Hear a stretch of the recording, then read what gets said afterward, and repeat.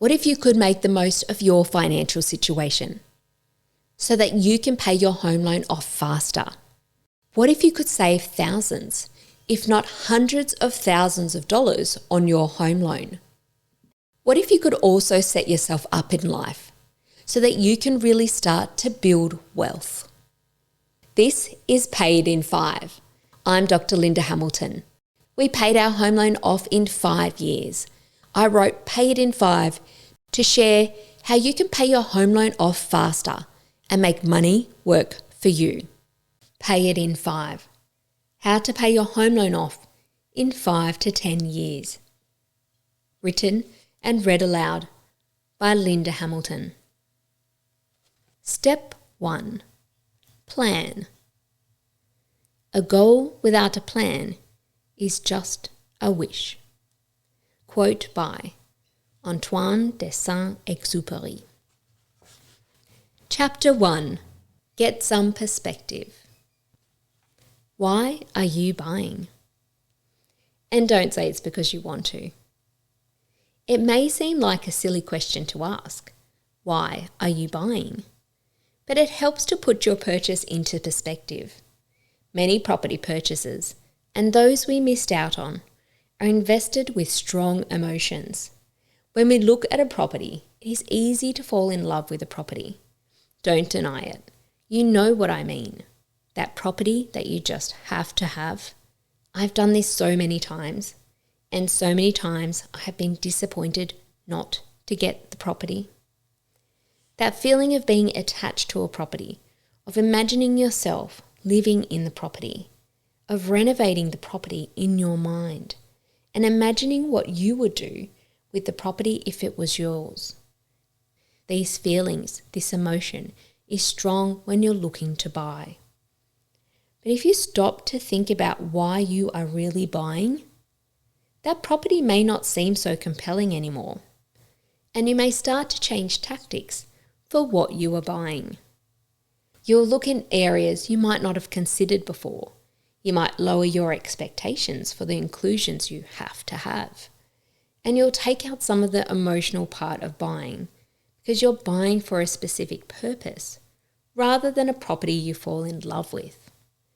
Once you ask yourself why you are buying, sure, it may not make these feelings go away completely, but it can start to put home buying into perspective and take out some of the emotional part of buying. Consider this. If you are purchasing a first home, what would be important considerations for you?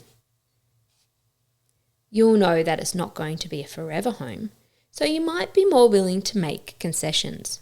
For example, you may consider buying something further away from the city, further away from your ideal area, or to settle with something smaller, like an apartment, as opposed to buying a big home immediately. Or you may decide that because it is a first home purchase, that you can take advantage of government or developer incentives for first home buyers. On the other hand, what would you look for if you were buying an investment property? Does this look different to buying a first home? If you're buying an investment property, you might be willing to buy a property without all the high-end finishes. You may be more willing to look for something easier to maintain, and your priorities may be around access to public transport, schools, and shops. Alternatively, if you're looking for a holiday house, you might be happy with an apartment, so you don't have to mow the lawn. Or maybe you'll focus on something that can be rented out if need be. Or even a property that you can see yourself living in when you retire, such as a single-storey dwelling.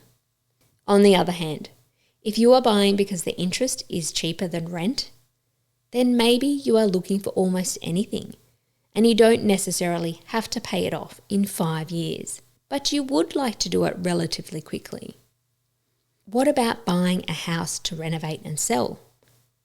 You can see how thinking about why you want to buy changes the kind of property you might be looking for. The reason we bought our first home was because it was our first home. It was something we wanted to pay off quickly. It was a property we wanted to take advantage of with government incentives.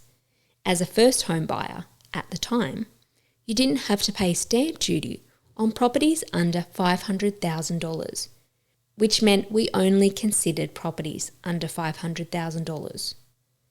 We were willing to buy in an area outside our ideal area.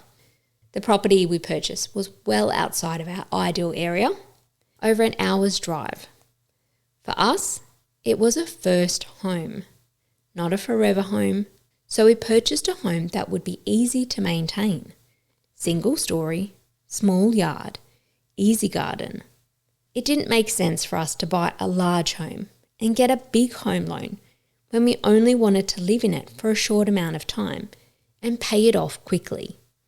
In doing this, we saved ourselves hundreds of thousands of dollars in interest, and in the meantime, we saved a very healthy deposit for a home in our favourite location.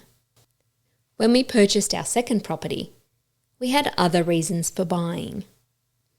This time, we wanted to live in our favourite location. It wasn't possible for us to buy a property in that location and pay it off within 5 years, because the area was just too expensive. But we purchased because it was cheaper to buy than to rent, and we set ourselves a new target for just over 10 years to pay it off. This time, we weren't set on buying a property we could pay off in 5 years. We applied the same principles to make the process much faster. Take a minute to think about why you want to buy, and write that down somewhere. Here are 3 questions you can ask yourself to get started. Number 1, finish this sentence. I am buying because. Number 2, thinking about your reason for buying, describe what you are looking to buy. For example, smaller yard, single story. Number 3, which suburbs outside of your ideal area are you willing to consider? When you're looking to buy, it's easy to lose sight of the bigger picture of paying your home loan off faster, and to get lost in the dream of the big house in your favourite suburb straight away. Our friends had bigger, more expensive houses, but it didn't matter.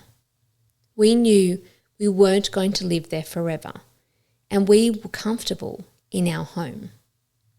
You don't have to have the biggest and best house when it is your first home. It may not be your forever home. That big house in your favourite suburb might happen one day. Maybe you are working towards that, but it doesn't have to happen right away.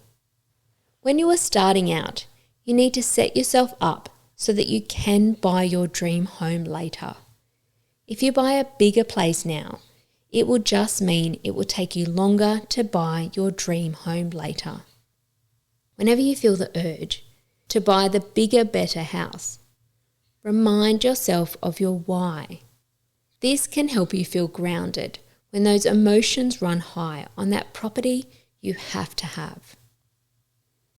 If you'd like help to plan your home loan and how you can make it work for you, head to paidin5.com/coaching to book a time to chat with me or the team. In life, you get what you spend your time doing. You've just spent your time learning how to pay your home loan off faster. Head to paidin5.com to book your session and make money work for you.